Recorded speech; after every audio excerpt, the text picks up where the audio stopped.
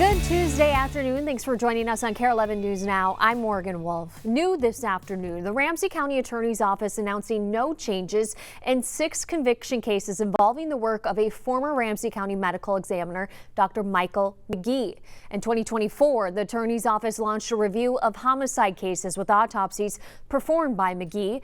That is after a federal judge called McGee's testimony in some of those cases, quote, unreliable, misleading, and inaccurate. Following that announcement by the federal judge, the Ramsey County attorney wanted to review every one of its cases involving him.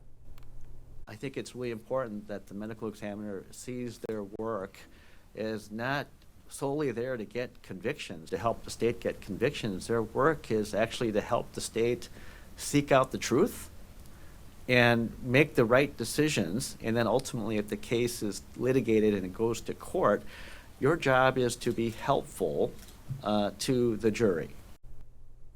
The attorney's office said a 7th case was very recent and involved a plea deal and will be transferred to the prosecution for review of McGee's work. Well, also this afternoon, the Minneapolis City Council discussing updates and interim changes to the police department after Brian O'Hara's resignation.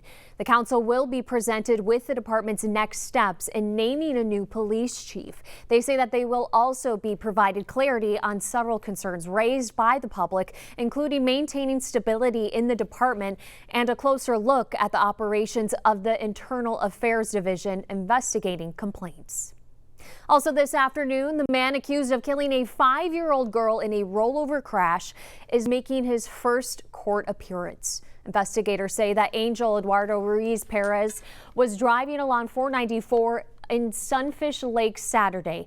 It's when his van drove off the road and rolled multiple times. The 5-year-old girl was not wearing a seatbelt at the time. 2 other people were inside, and investigators say they also weren't wearing seatbelts. We will now be following today's hearing and update you as soon as we learn more. Right now, police are searching for suspects in connection with a triple shooting in North Minneapolis. This is video from the scene near 16th and Girard Avenue around 9 o'clock last night. Police tell us that they found a man and a woman who had been shot inside of a car. About a block away, they found another man with gunshot wounds. All 3 are expected to be okay, but right now, police, they're trying to figure out how they're connected. Anyone with information is asked to call MPD. Developing today, Vice President J.D. Vance touting progress in the first round of negotiations with Iran. Meanwhile, ship traffic is picking up in the Strait of Hormuz, but questions still remain over control of this vital waterway. NBC's Matt Bradley has the latest from Tel Aviv. It's another day of whiplash for negotiations trying to find a more permanent ceasefire between the U.S. and Iran. And right now, it looks as though the situation in Lebanon could be a deal breaker. Israelis have said repeatedly that they are not going to be withdrawing their troops, and it looks as though the fighting is continuing, with Hezbollah still trying to shoot at Israeli soldiers as recently as this weekend and earlier in the week.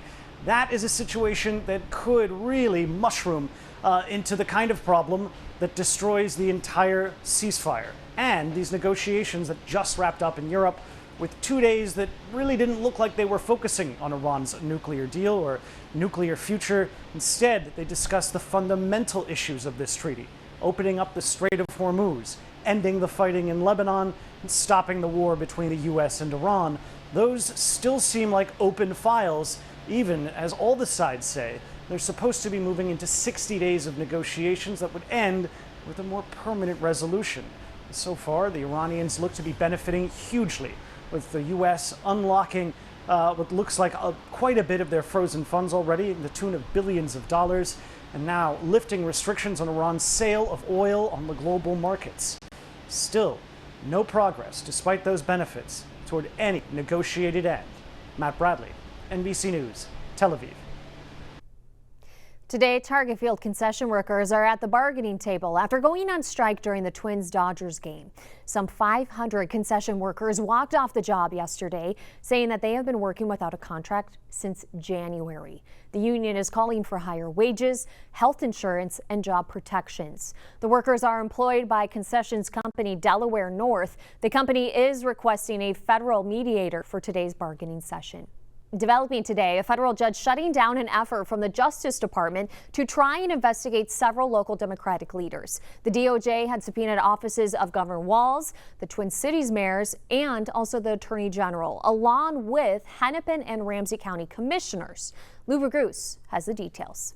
The judge said the purpose of the DOJ's investigation was to coerce Minnesota officials into assisting the federal government with enforcing civil immigration law and to harass and retaliate against them for failing to do so. This all happened in January during Operation Metro Surge after President Trump posted, quote, "The day of reckoning and retribution is coming."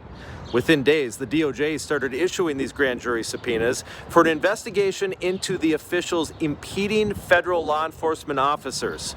In his ruling, Judge Patrick Schultz says, quote, "Initiating a criminal investigation in order to harass political opponents or to coerce them into taking official action, particularly official action that the federal government cannot directly require those political opponents to take, is blatantly unlawful and an unethical use of the grand jury process." It's worth noting Schultz is a conservative George W. Bush appointee who clerked for the late Supreme Court Justice Antonin Scalia and mentored Justice Amy Coney Barrett. In a statement to Kare 11, a DOJ spokesperson said, quote, "The department takes the unlawful obstruction of federal law enforcement operations extremely seriously and will continue to act in full compliance with the law to investigate these matters." This afternoon, Anoka Hennepin parents are pushing for a new property tax to help fund the state's largest school district. The nonprofit Parents for Good presented a petition with 3,000 signatures to the Anoka Hennepin School Board last night. That group says that the tax will combat the district's $6 million deficit and dozens of layoffs. The school board, however, says that signatures do not automatically put a tax on the ballot. The final decision is going to be made by them. The deadline to get the levy on the ballot is August 11th.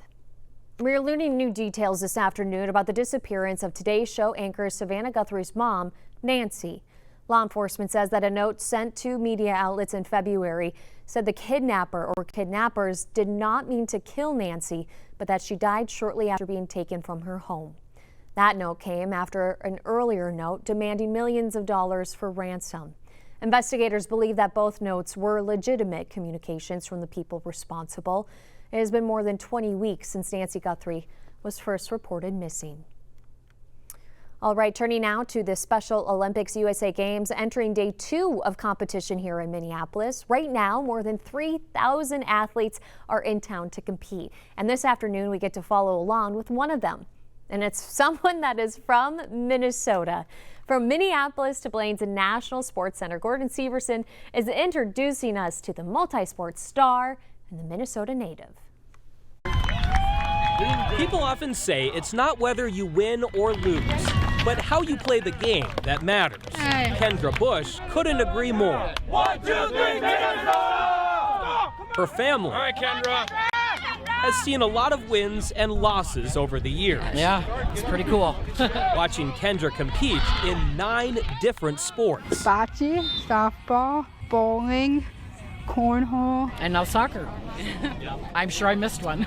Soccer is her newest sport. I've been only playing soccer for 2 years. Only 2 years, and she's already good enough to make the team. And I'm the only girl on my team, so it feels great. You may notice that Kendra is pretty calm and confident, going up against a tough team from Maryland. That's because this isn't her first time competing in the USA Games. She went to 2022 games down in Orlando. Representing Team Minnesota in basketball, when she took home the gold medal and scored the winning shot. She's hoping to do the same in soccer. Come on, guys! But the goals just didn't go their way. Come on, Kendra! The team lost to Maryland, but they are still in the tournament. Great job. You played really well. Oh, you did so good, Kendra. Kendra says she played her best, You did. and You she had played fun. hard. And to her, that's more important. You know, we may have lost, but in the end, we're all winners. You just gotta have fun. So Kendra and Team Minnesota will play again on Tuesday and again on Wednesday. And soccer isn't the only sport that is happening here in Blaine. There are 6 sports altogether, including softball, golf, and a few others. And then 10 more sports are happening at the University of Minnesota. So a lot of options if you want to come out here and support these athletes. The events are free and open to the public. Gordon Severson, Kare 11 News. All right, well, breaking this afternoon, another shakeup for the Timberwolves as lead assistant coach Micah Nori was just hired as the new head coach of the Portland Trailblazers. According to Shams, Nori signed a multi-year deal with the team. Still waiting to figure out the details on it. He has been coaching in the NBA ranks for more than 10 years, even stepping up to lead the Timberwolves when Chris Finch was out with a surgery in 2024. Big loss for the Wolves. Hey, as we were talking about the NBA, we are hours away from the 2026 draft, and we are already seeing some very seismic trades. This includes the Milwaukee Bucks franchise superstar Giannis Antetokounmpo being traded to Miami.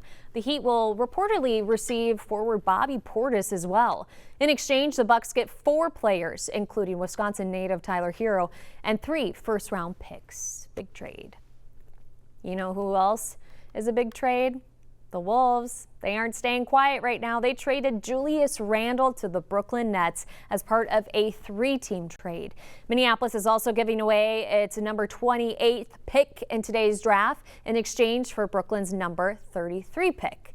And by trading Randle, the Timberwolves are going to be clearing $36 million off of their payroll. What are they going to be doing next? We don't know. But apparently, they're trying to free up space for the Wolves to reportedly re-sign Ayo Dosunmu, a 5-year, $112 million contract. ESPN reporting Minnesota made it a major priority to lock in Dosunmu after a great postseason. A lot of stuff going on in the basketball world. Stick with us. We got more news and weather coming up after the break.